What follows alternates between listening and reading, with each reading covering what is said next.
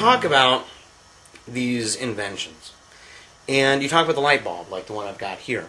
You talk about running water, like my wife just used inside. Okay, you talk about all of these inventions having taken place, and I think one of the problems that you have is that you make it sound as if these things would only happen in a laissez-faire, free trade universe.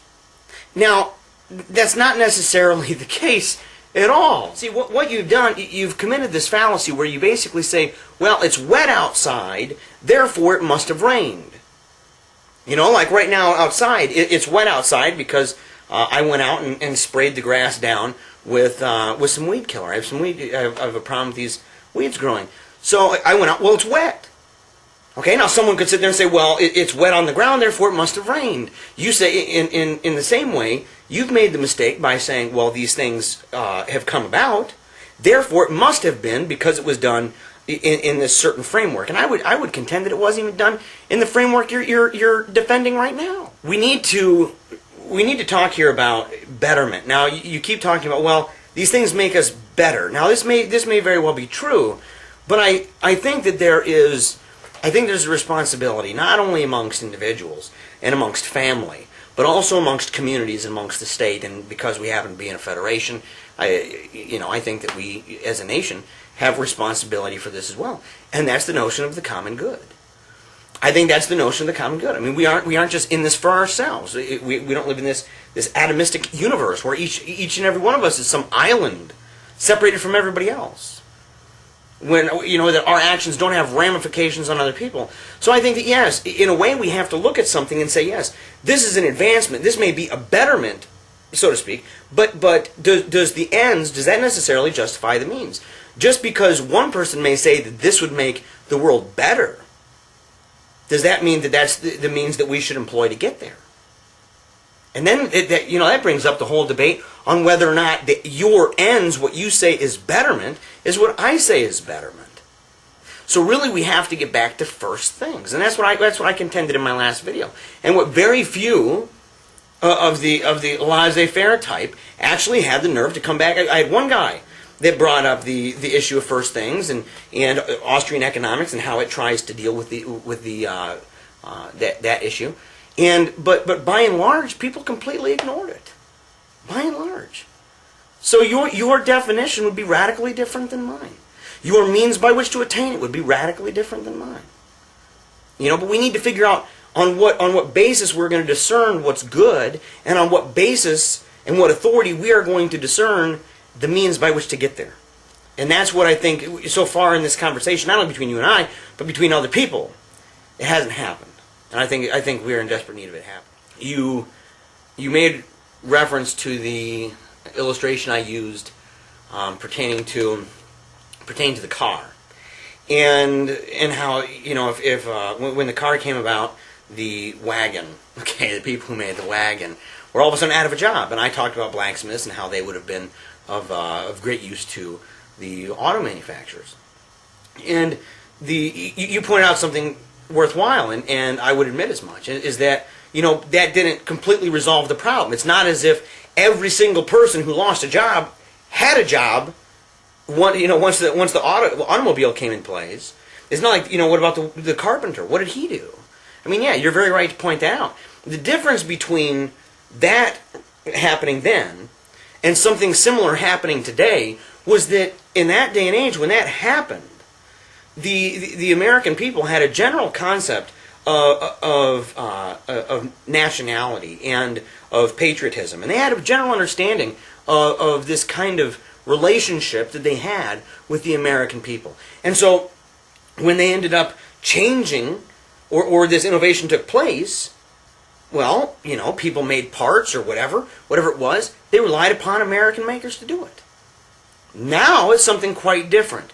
Now, if something happened of that nature and a bunch of people were out of a job because of an invention or whatever, and something that betters our community and is a technological advancement, all of a sudden, instead of relying upon his fellow Americans to create parts for that, or to be the ones working over it, or to be the ones maintaining it, instead of doing that, they outsource that thing and they go over to countries that have cheap labor.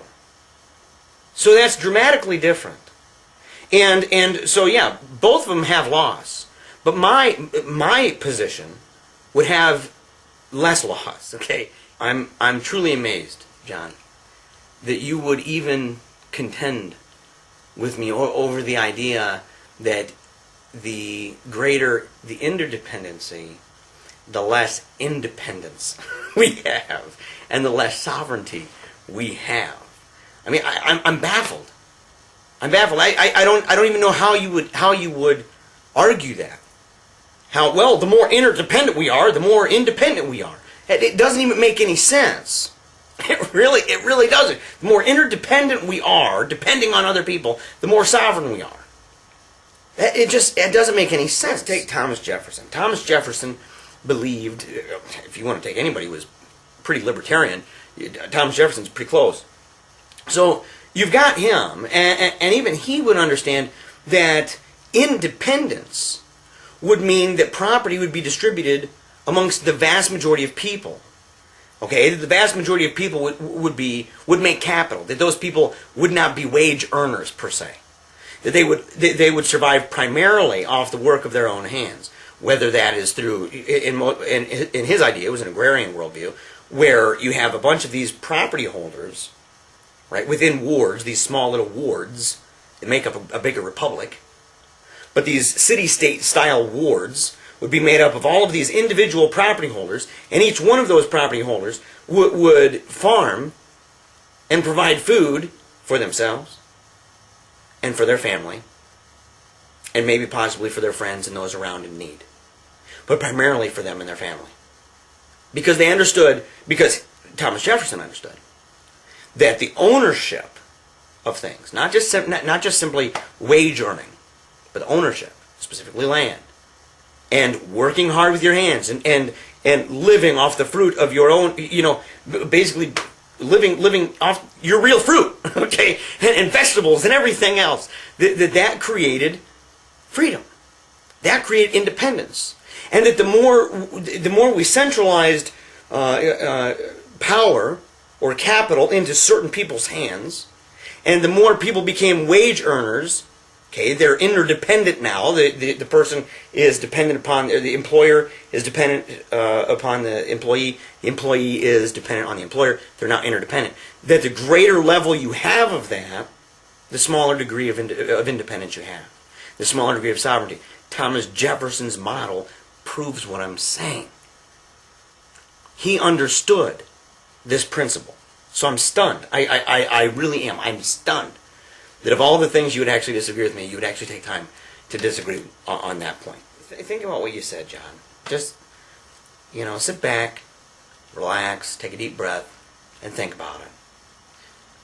Those places where more people are able to wake up in the morning, go in, do a hard day's work, do what they are supposed to do as creatures of God in God's world, to work hard, to make a living by the sweat of their brow, to use their gifts and talents in a way that betters not only themselves, but their family and the world around them. That somehow you would actually go so far as to say that in a society where more people are doing that, it's not as good as a society where not as many people are doing that. You really have dehumanized work. You've dehumanized labor. You've dehumanized culture. You've dehumanized everything. Everything is the market. Wage earners rather than being independent.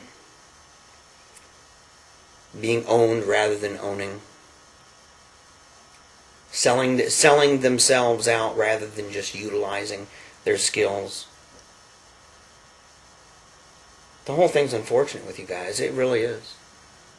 And I hope someday that you guys are able to put the human face back on the human. Amen.